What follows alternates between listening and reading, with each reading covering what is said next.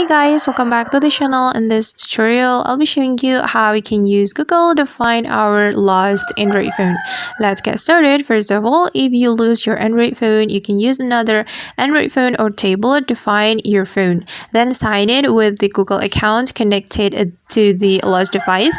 And after you have signed in, you can go to the Settings app. Then you are going to click on Google option, and it's over here. And since we want to find lost Android phone, we can click on Find My Device right here. Then just tap on Find My Device web.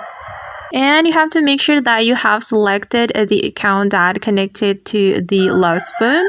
And you can check it right here. And after that, we should tap on Play Sound. And the lost Android phone will ring after we tap on Play Sound.